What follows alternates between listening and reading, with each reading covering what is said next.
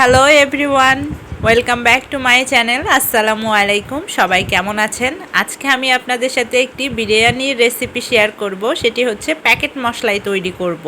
তো আমি বাসায় যেভাবে তৈরি করি সেই রেসিপিটাই আপনাদের সাথে আর শেয়ার করব। তো বিরিয়ানি তৈরির জন্য আমার যে সকল উপকরণগুলো লাগবে সেগুলো আমি সব কিছু রেডি করে নিয়েছি।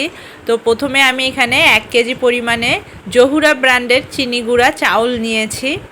তো এখানে 1 কেজি রয়েছে। আর সাথে আমি এখানে প্রায় 1.5 কেজি গরুর মাংস সুন্দর করে ধুয়ে নিয়েছি। আর এখানে প্রায় 3টা আলুকে আমি 4 টুকরো করে কেটে নিয়েছি। আর এখানে পরিমাণ মতো লবণ, চিনি, আর এখানে আমি কিছু এক্সট্রা মশলা নিয়েছি। আর সাথে কাঁচামরিচ আর কিছু পেঁয়াজও নিয়েছি, প্রায় 1.5 কাপের মতো পেঁয়াজ। আর সাথে থাকছে আমার হাতে বানানো ঘি। আর আজকে আমি বিরিয়ানিটা যেহেতু প্যাকেট মশলায় তৈরি করব, তাই আমি নিয়েছি পুরো 1 প্যাকেট রাঁধুনি বিরিয়ানি মশলা, আর সয়াবিন তেল আর কেওড়া জল। তো চলুন আজকে আমি বিরিয়ানিটি রান্নাটা আপনাদের সাথে শেয়ার করেই ফেলি। আর সাথে কিন্তু আমি এক্সট্রাভাবে আদা রসুন বাটাও দিব। তো আপনারা প্যাকেট মশলা যদি ইউজ করেন তো এখানে আর এক্সট্রা মশলা ইউজ করার দরকার হয় না, কিন্তু আমি কিছু আদা রসুন বাটাও 1 টেবিল চামচ করে করে দিয়ে দিব। তো প্রথমে আমি এখানে কড়াইতে তেল দিয়ে দিব।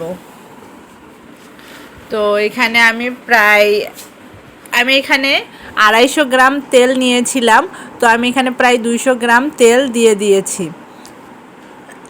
তেল দেওয়ার পরে পেঁয়াজগুলোকে 1.5 কাপ পরিমাণে পুরো পেঁয়াজটাই আমি এখানে দিয়ে দিব। দিয়ে পেঁয়াজগুলোকে সুন্দর করে বেরেস্তার মতো করে লাল করে ভেজে নিব।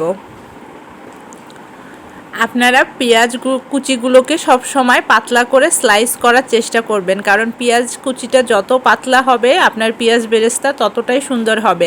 আর এখন আমার পেঁয়াজগুলো দেখেন প্রায় লাল হয়ে এসেছে। এখন আমি এই পর্যায়ে প্রায় 3 ভাগের 1 ভাগ পেঁয়াজকে উঠিয়ে রাখবো, আর 2 ভাগ পেঁয়াজ দিয়ে আমি মাংসটাকে রান্না করব। তো এখানে দেখুন আমি প্রায় 1 ভাগ পেঁয়াজ উঠিয়ে নিয়েছি। তো এখন এই বাকি পেঁয়াজগুলোর মধ্যে আমি একটু সামান্য পরিমাণে পানি ঢেলে দিলাম। পানি দেওয়ার পরে এখন আমি এক এক করে আমার সব মশলাগুলো দিয়ে দিব। তো এখানে আমি প্রথমে যে রাঁধুনির 1 প্যাকেট বিরিয়ানি মশলা নিয়েছিলাম সেই মশলাটা দিয়ে দিলাম। এই মশলার প্যাকেটে কিন্তু লেখা আছে আপনারা এখানে 1 কেজি গরুর মাংস আর 1/2 কেজি পোলার চাল ব্যবহার করবেন, কিন্তু আমি এখানে 1.5 কেজি গরুর মাংস আর 1 কেজি পোলার চাল ব্যবহার করছি। আর এখানে আমি যে এক্সট্রা মশলাগুলো নিছিলাম, সাদা এলাচ, কালো এলাচ, লং, দারচিনি, সেই মশলাগুলোও এখন দিয়ে দিলাম। দিয়ে মশলাগুলোকে ভালো করে কষিয়ে নিতে হবে। আর দিয়ে দিলাম স্বাদ মতো লবণ। মশলাটা আপনার যত সুন্দরভাবে কষানো হবে আপনার রান্নার স্বাদটাও তত বেশি বেড়ে যাবে। আর এখন আমি 1 টেবিল চামচ করে 1 টেবিল চামচ আদা বাটা আর 1 টেবিল চামচ রসুন বাটাটাও দিয়ে দিলাম। দিয়ে মশলাগুলোকে আমি চামচের সাহায্যে সুন্দর করে নেড়ে নিচ্ছি। তো দেখুন আমার মশলা থেকে পানি ভেসে উঠেছে। তো এই পর্যায়ে আমি আরেকটু আমার ঝালের প্রয়োজন। প্যাকেট মশলাতেই সব মশলা দেওয়া আছে, পরিমাণ মতো ঝালও দেওয়া আছে, কিন্তু আমি একটু এক্সট্রা ঝাল পছন্দ করি, তাই আমি 1/2 টেবিল চামচ শুকনা মরিচের গুঁড়ো দিয়ে দিলাম। আপনারা চাইলে ঝালটা আপনাদের পছন্দ মতো দিয়ে দিতে পারেন। তো আমি মরিচের গুঁড়া দেওয়ার পরে মশলাগুলোকে আবারও ভালোভাবে নেড়ে নিচ্ছি। মশলা থেকে অনেক সুন্দর একটা ফ্লেভার চলে এসেছে। আর আমি আপনাদের আরেকটি কথা বলতে চাই, এখানে 1 কাপ পরিমাণে টক দই দেওয়া দরকার ছিল, কিন্তু আমি অতিরিক্ত গরমের কারণে টক দইটাকে স্কিপ করেছি, কারণ টক দইয়ের কারণে অনেক সময় দেখা যায় আমাদের হজমের সমস্যা হতে পারে। তো এখন আমি গরুর মাংসগুলোকে মশলার মধ্যে দিয়ে সুন্দর করে কষিয়ে নিব।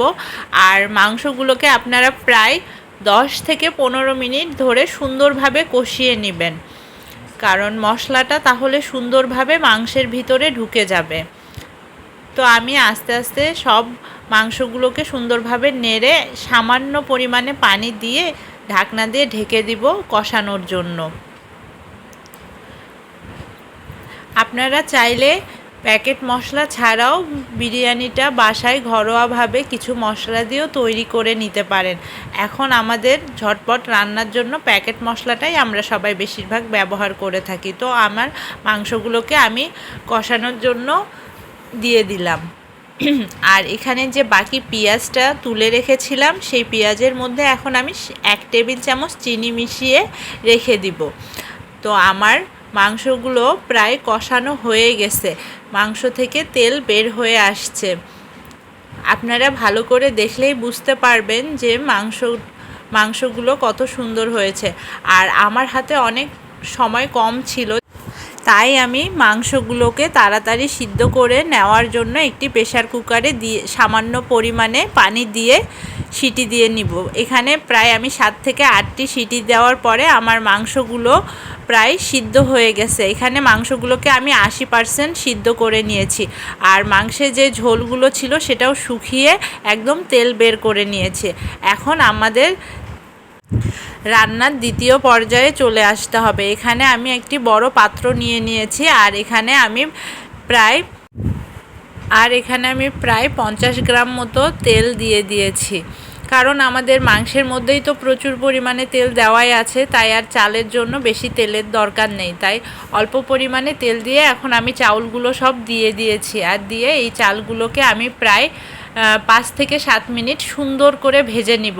আপনারা সবসময় একটা জিনিস খেয়াল করবেন, পোলার চাল যত সুন্দরভাবে ভাজা হবে তাহলে বিরিয়ানিটা যখন রান্না হয়ে যাবে তখন দেখবেন অনেক ঝরঝরে হয়েছে। আর আমি এখানে প্রায় 1 কেজি মানে 4 পোয়া চাউলের জন্য আমি 8 পোয়া পানি গরম করে নিয়েছিলাম। আর ফুটন্ত গরম পানিগুলো এখন আমি চাউলের মধ্যে ঢেলে দিলাম। দিয়ে এখন আমি চুলার আঁচটা একটু বাড়িয়ে দিব। আর একটা জিনিস খেয়াল করবেন, যখন আপনাদের চালটা প্রায় 80% হয়ে এসেছে ঠিক সেই সময়ই মাংসগুলোকে দিয়ে দিতে হবে। এখন আমি পরিমাণ মতো লবণ দিয়ে দিব। মাংসের মধ্যে তো অলরেডি লবণ দেওয়াই আছে, তাই আমি এখন চালের মধ্যে যতটুকু লবণের প্রয়োজন তাই স্বাদ মতো আমি প্রায় এখানে 1 টেবিল চামচ লবণ দিয়ে দিলাম। দিয়ে এখন আমি সুন্দর করে নেড়েচেড়ে ঢাকনা দিয়ে ঢেকে দিব। যখন আমি দেখব প্রায় আমার চালটা 80% সিদ্ধ হয়ে গেছে তখন সে পর্যায়ে আমি মাংসগুলোকে সুন্দর করে দিয়ে দিব।